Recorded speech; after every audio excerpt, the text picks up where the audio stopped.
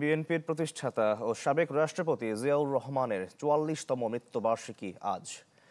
রাষ্ট্রবিজ্ঞানীদের মতে জিয়াউর রহমানের আদর্শ থেকে অনেকটাই সরে গেছে বিএনপি। গণমানুষের দল হতে হলে বিএনপিকে আদর্শের জায়গায় আরও সচেতন হওয়ার পরামর্শ তাদের। শাহনেওয়াজ বাবলুর রিপোর্ট। শাইনি চুলে এখন হবে সব হেয়ারস্টাইল। সিল্কোর দ্বিগুণ শাইনি চুল প্রতিদিন।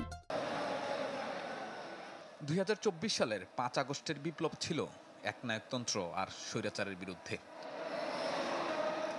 ঠিক এমনই বাকশাল থেকে গণতন্ত্রের কথা বারবার বলেছেন বিএনপির প্রতিষ্ঠাতা সাবেক প্রেসিডেন্ট জিয়াউর রহমান। আমরা জাতীয় জীবনে এক নতুন অধ্যায়ের সূত্রপাত করতে যাচ্ছি। যিনি প্রতিষ্ঠা করেছিলেন বহুদলীয় গণতন্ত্র ১৯৭৭ থেকে ৮১। এই ৫ বছরে বদলে দিয়েছিলেন এদেশের রাজনীতি। জুলাই পটপরিবর্তনের পর আবারও যখন আলোচনায় গণতন্ত্র, ঠিক তখনই দলের প্রতিষ্ঠাতার ৪৪তম মৃত্যুবার্ষিকী পালন করছে বিএনপি।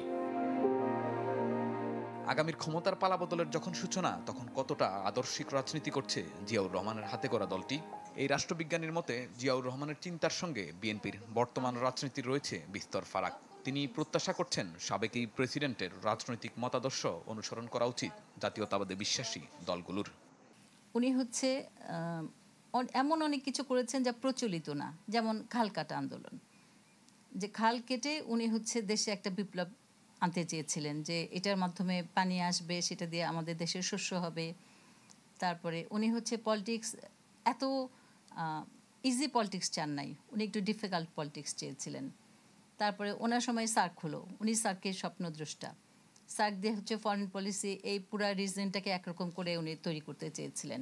জিয়াউর রহমান সাহেব যেভাবে চিন্তা করতেন, উনি যখন একটা দল গঠন করেছিলেন, বা উনি যেভাবে রাজনীতিকে দেখতেন, বা যেভাবে বাংলাদেশকে দেখতে চেয়েছিলেন, এখন বিএনপি মনে হয় না সেই পথে হাঁটছে।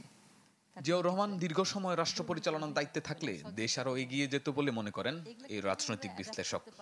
জিয়াউর রহমানের মেইন যে থিমটা, সেই থিমটাকে যদি নিয়ে কাজ করতে পারেন, তাহলে আমার মনে হয় বাংলাদেশ আবার উঠে দাঁড়াবে। শাহনেওয়াজ বাবলু, চ্যানেল 24, ঢাকা।